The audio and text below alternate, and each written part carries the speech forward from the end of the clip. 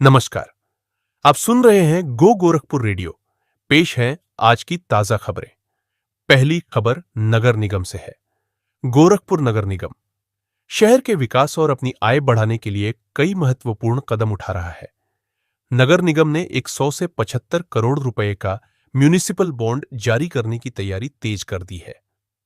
इस संबंध में शनिवार को नगर आयुक्त गौरव सिंह सोगरवाल की अध्यक्षता में बैठक हुई। इसके साथ ही नगर निगम अगले 1-2 वर्षों में महानगर के 5 प्रमुख स्थानों पर कुल 310 नई दुकानों का निर्माण करेगा, जो आमजन को स्वरोजगार के लिए आवंटित की जाएंगी। अब रुख करते हैं राजनीति का। गोरखपुर शहर के भाजपा सांसद और अभिनेता रवि किशन शुक्ला को संसदीय लोकतंत्र में उत्कृष्ट योगदान के लिए संसद रत्न पुरस्कार 2025 से सम्मानित किया गया है।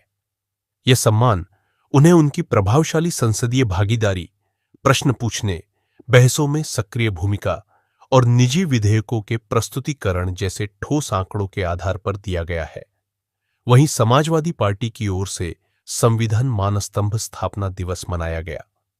पार्टी कार्यकर्ताओं ने देवरिया बाईपास स्थित एक लॉन में यह आयोजन किया, जिसमें मुख्य अतिथि नेता प्रतिपक्ष माता प्रसाद पांडेय ने कहा कि भाजपा सरकार सरकारी कंपनियों का निजीकरण और नौकरियों में आरक्षण का अमल न कर उसे खत्म कर रही है। शनिवार का दिन शिक्षा जगत में कई हलचलों से भरा रहा। गोरखपुर विश्वविद्यालय में दीक्षांत समारोह की तैयारियां तेज हो गई है। इसके लिए लोगो प्रतियोगिता का नोटिफिकेशन जारी किया गया है। वहीं दूसरी ओर छात्रों के लिए दूसरी अच्छी खबर यह है कि छात्र संघ चुनाव कराने पर डीडीयू सहमत है और उसने शासन से इस संबंध में वर्गीकरण सूचना मांगी है। उधर मदन मोहन मालवीय प्रौद्योगिकी विश्वविद्यालय MMMUT के नए प्रशासनिक भवन के सामने हवा के झोंकों से दीवार रूपी डिजाइनर शीशे टूटकर गिरे, जिससे बम जैसी आवाज पर लोग सहम गए। शहर के दिग्विजयनाथ पीजी कॉलेज में MCOM प्रथम वर्ष के लिए द्वितीय प्रवेश सूची जारी की गई है। दूसरी ओर रेलवे और सड़क यात्राओं से जुड़े कई अपडेट शनिवार को आए।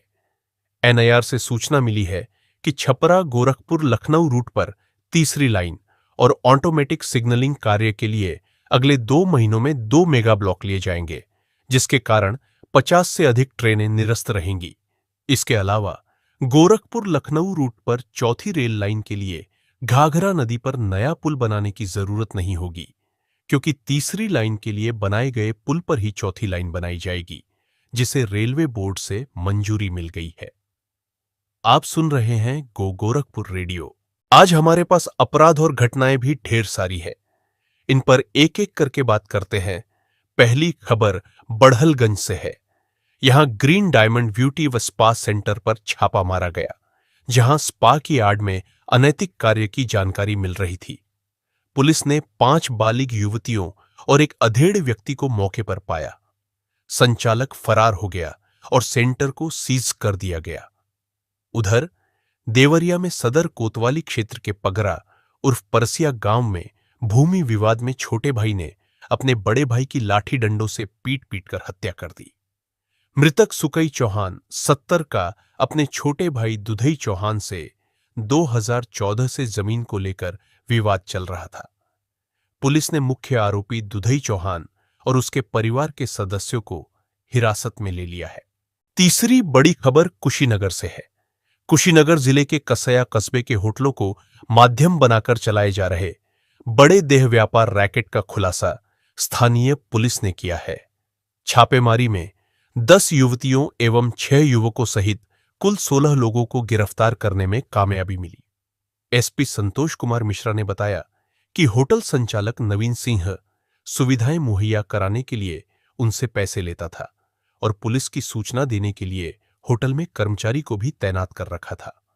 उधर बेलीपार इलाके के उच्च प्राथमिक विद्यालय द्वितीय चारपान में एक शिक्षक की तबीयत अचानक से बिगड़ गई और अस्पताल ले जाते समय उनकी मृत्यु हो गई। तो ये तो रही कुछ बड़ी खबरें।